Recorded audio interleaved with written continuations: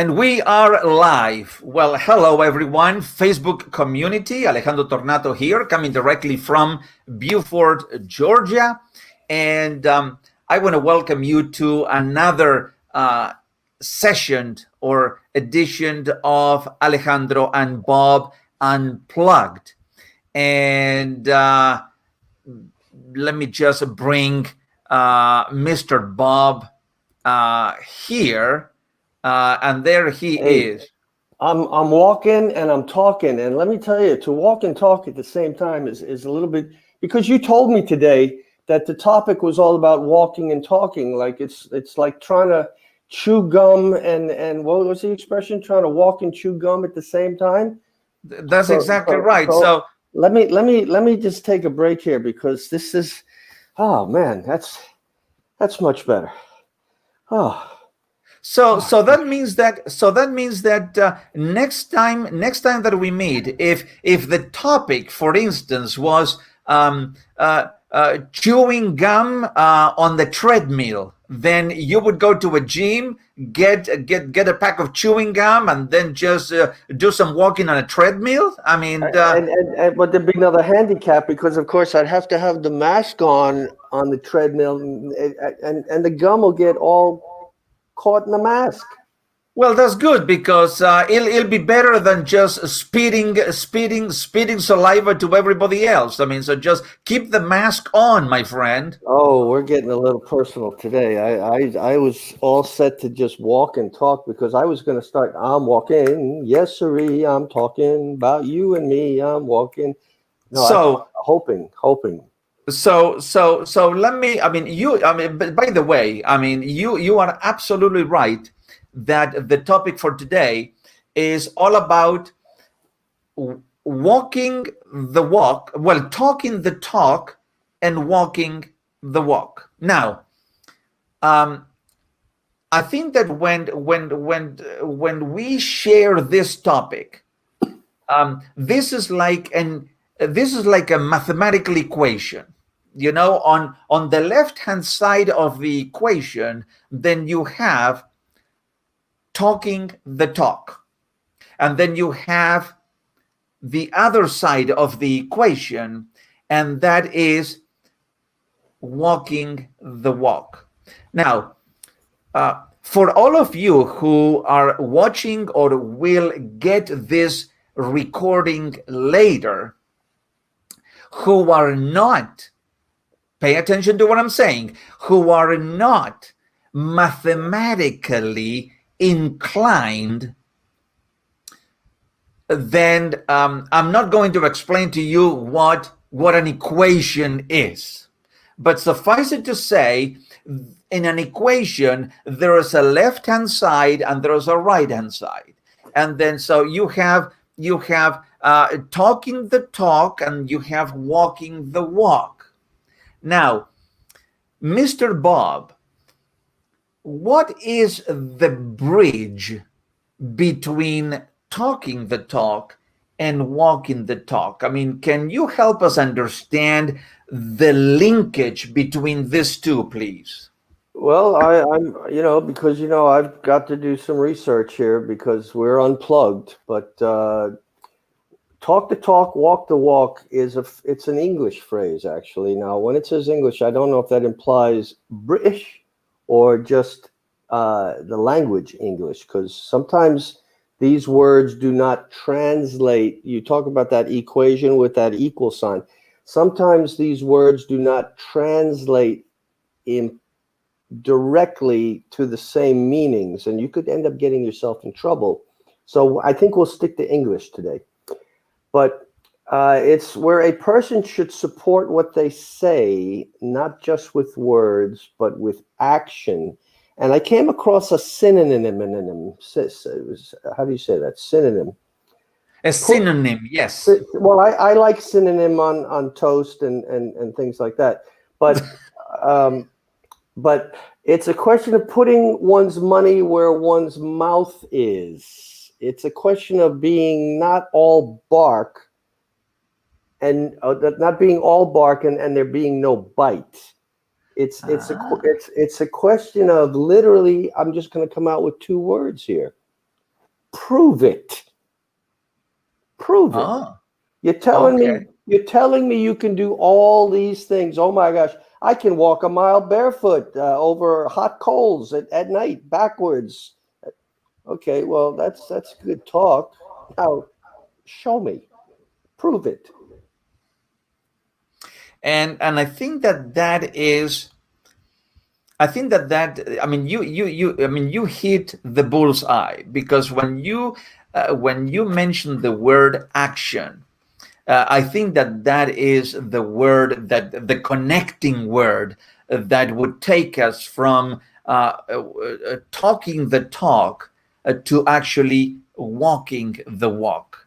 And and so that is why many people get stuck in life, and why many people don't see results in their life, because results, and I'm just going to I'm going to say something that perhaps shouldn't be said, but results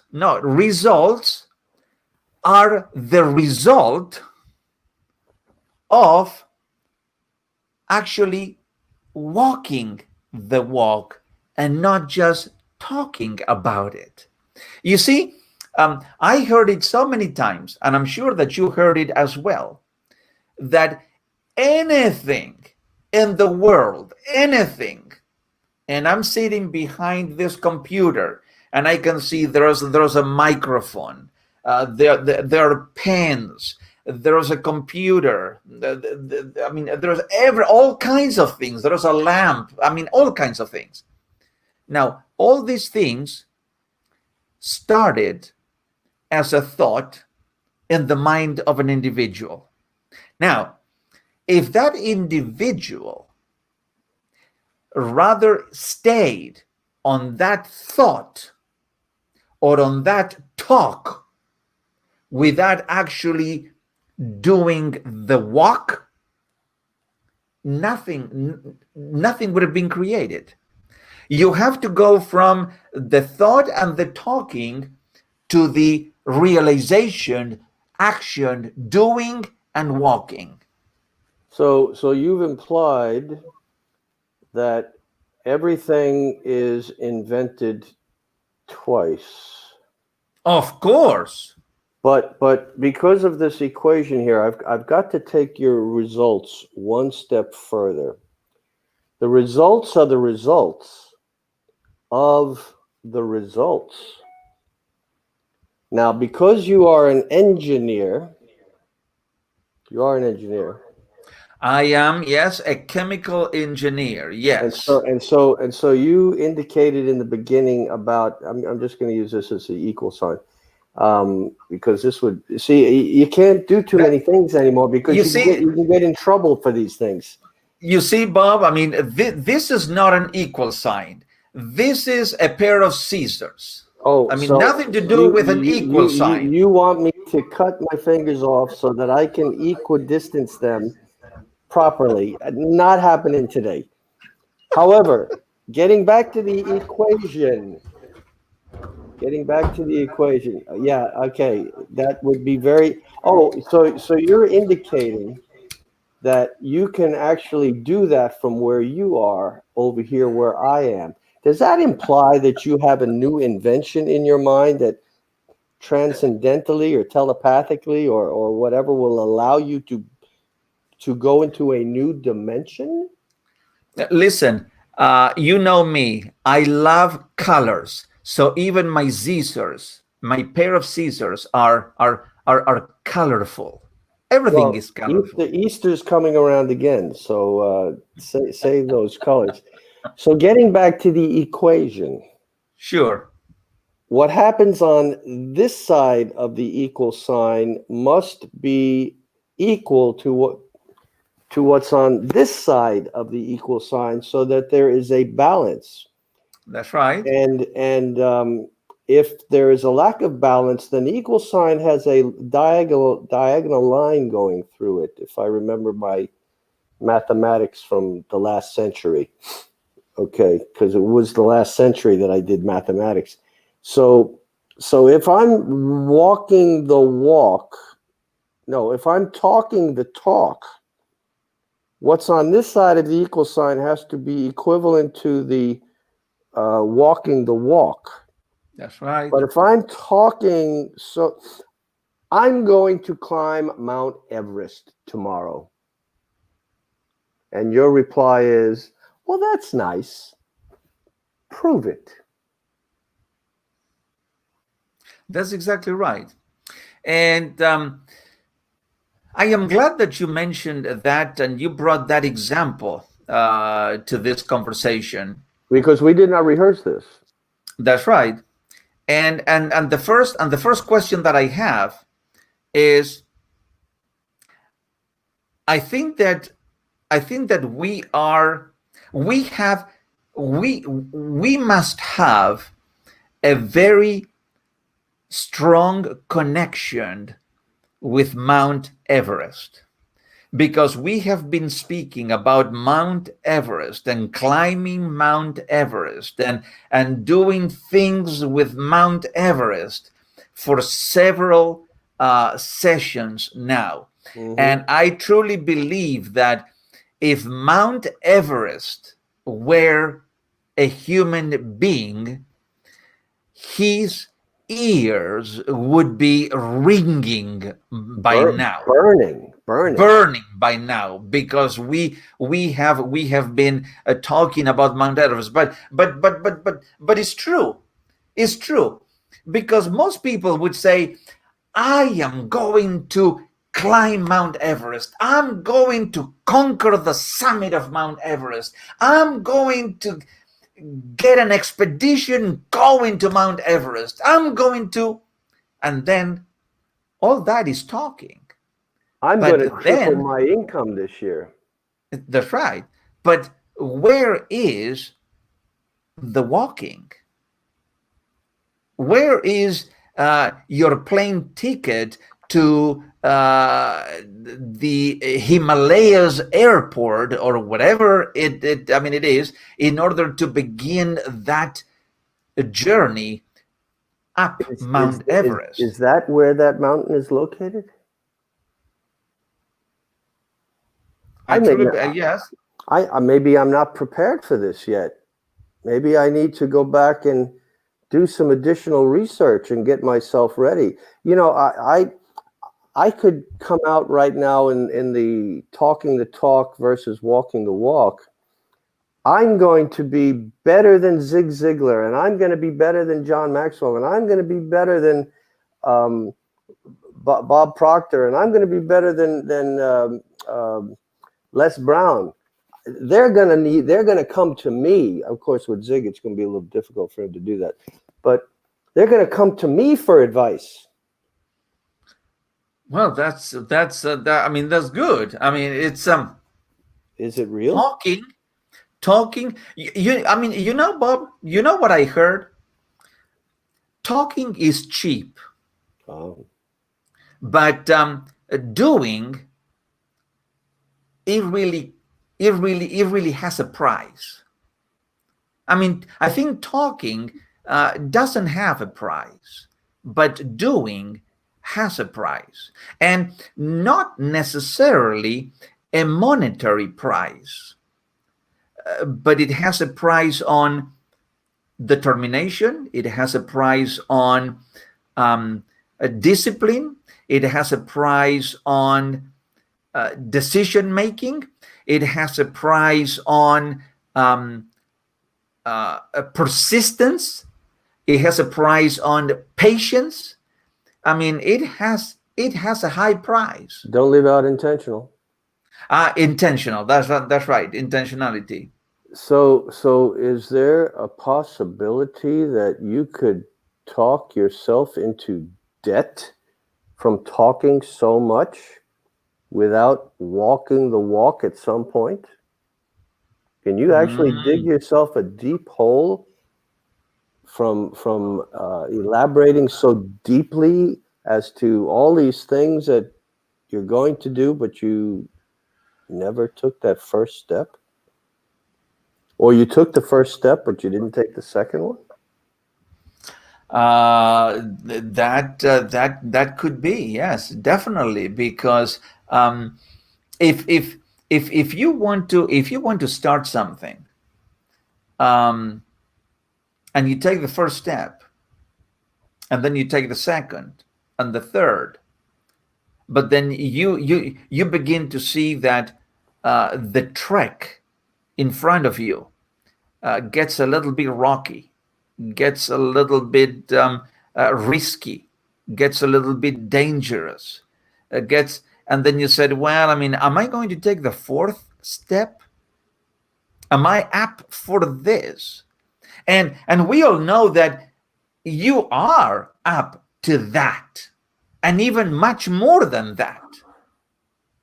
But is believing in yourself. I think that when this is another aspect of this equation, is that when you go from just talking the talk to walking the walk, there has to be a belief, a strong belief in yourself. There has to be a belief that I am able to do it, not just to talk it, but to walk it. And when that belief is really rooted in you, then you're going to make the transition. But if you don't have that belief, and that belief is a little bit weak and shaky and rocky, then is going to be much more challenging. So a lot of things come into play here. I was thinking as you were saying that you take that step, followed by that step, followed by that step, and sometimes we talk so boldly that we decide that we're going to jump over several of those steps, and that's almost like trying to jump over a chasm. And by not taking those steps that are required, we end up missing some things. And then while you were speaking about that, I was thinking of poor Dorothy. You may know my Oh, friend from the Dorothy. Wizard of Oz? Yes, you know my friend Dorothy. She suddenly landed in this strange place because she had been busy saying, she needs to get out of there, things are tough, and all of a sudden her house takes off and it lands on top of somebody else, poor sight. But then she was told, well, if you want to get home, you need to go see the wizard. Well, how do I go see the wizard? Well, you must follow the yellow brick road. Well, where does the yellow brick road start? Well, like everything else, you have to start at the beginning. So if I'm busy talking the talk, it's almost implying that it's almost implying that I'm not prepared to start at the very beginning, which reminds me of another show called The Sound of Music. Oh, the that's right. Yes. Let's start at the very beginning. You know that one, do re mi fa sol. So you've got to have a starting point. No matter what you're busy talking about, there's got to be a place where you're planting your flag. You can't say that you've arrived when you haven't even begun. But do you think, Bob, that because that presents another challenge, and some people may ask you, well, Bob, yes, I mean, I know that you're talking about a starting point, but where can I find my starting point? Where is my starting point? Can you help me find my starting point? Now, are you able, Bob, to show me my starting point? Or this is something that I have to find all by myself. So you're indicating and implying what we have always learned is, and this is something every day. If you want to get anywhere, getting anywhere in the desire of what it is that you want to get, then you need a coach. You need somebody who has been there, done that, or at least been there doing that, that can get you from that starting point to a specific point. It may mean that you need, like in New York, change trains. You take a train to a certain spot, and then you have to change trains to get on an adjoining train, which is going to take you further to your destination because the original train doesn't go all the way to where you're going. Some very deep analogies you're coming up with today, my friend. Yes, because and especially like this analogy of trains in New York. If you want to get from point A to point B, well, let's say if you want to go, yes, from point A to point B, you may you may need to go get on the A train, but the A train doesn't take you all the way to B. A train takes you to A prime, which is a hub, which is a connecting hub where you can take the other train, which is the B train that would take you finally to B. So there is that A prime connecting, and not everyone is able to find that A prime, and that's why the coach or the mentor, The conductor. that's right, the conductor can actually say, okay, sir, yes, you cannot go all the way from A to B on this line, but you can go from A to A prime and get on a different line to end in B.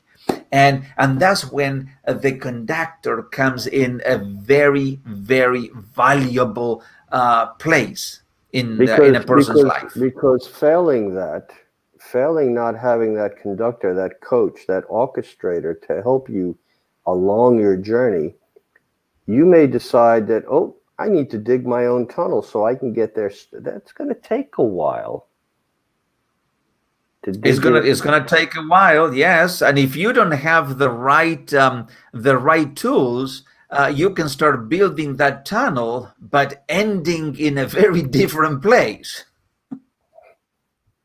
And it's dark down there. It's dark. Yes, indeed. Yes, indeed. But there's always light at the end of the tunnel. Well, yes. And as we were talking about prior to us getting online, that sometimes you know that there is light at the end of the tunnel, but somebody comes along and tries to stretch the tunnel, making that light still stay in the distance. All the more reason why you need a coach. Now, mind you, how we got on the topic of coaching when we were talking about walking and talking, and the analogy of, okay, you've done all this, now show me, prove it, make it happen. And I think that there is a famous statement that says, "Don't don't tell me what you said. Show me what you've done," or something like that, isn't it? Well, as in actual fact, one of the states out of the 50, and by the way, there are 50 states. I don't know if you knew that. And I used to teach the kids in class how to remember how many states there are, because since I've been around since the last century, we haven't added any new states. I know some people think there's 52 states, and it's like, Well, the only thing that you have to do is count the stars on the flag.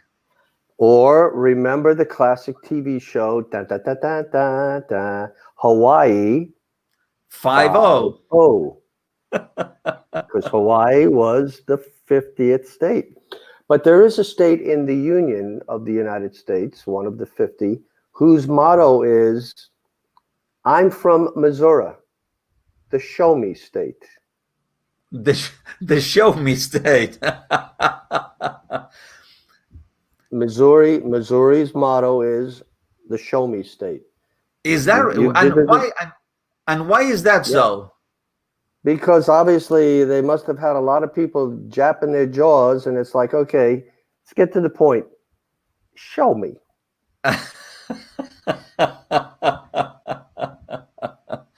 That's exactly right. So yes, I think that this is quite an interesting topic. The topic of which by the way, um, there's nothing.